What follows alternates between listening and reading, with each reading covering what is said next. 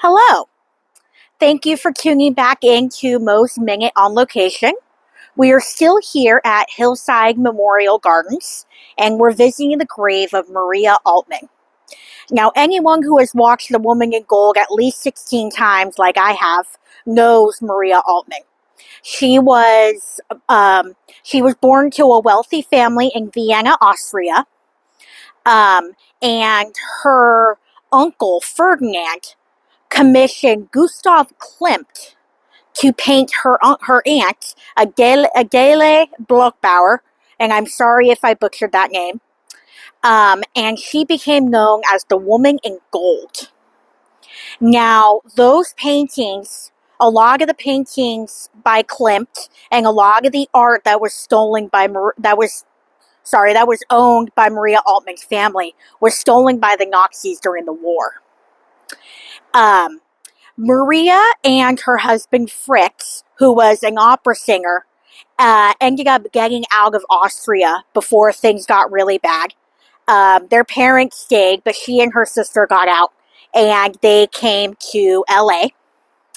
And in the early 2000s, she enlisted the help of Randy Schoenberg to try to get the art, her family's art, back from the Nazis. So the Woman in Gold was it was hanging in a museum in Vienna, and it was a huge cultural symbol for Austria. And she underwent a lengthy, expensive, time-consuming process to sue the Austrian government for the rights to her painting. And that's what the movie is about. She ended up winning. It was basically a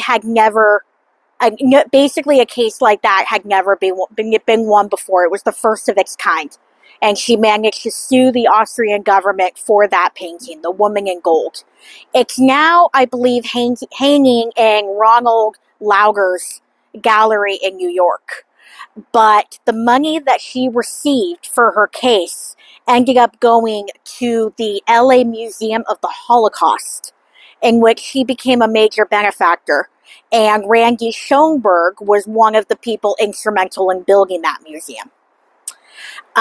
So her family, her father died in 1938. Her aunt died very young. Her mother survived. Her uncle died in 1945, but I'm not sure what the circumstances were. I believe he may have immigrated, or gotten out of Austria as well, so I believe he may not have been seen as a victim of the Holocaust. But the movie, The Woman in Gold, covers the whole thing very well, and I watch it all the time. It's a great movie. She died in 2001. Fritz died in 1994. But they made a life for themselves here in LA, and she had a little clothing shop. She really set a record for art restitution cases and for cases of other Jewish families whose art had been stolen by the Nazis. So that's her grave right down there. And rest in peace to Maria Altmann.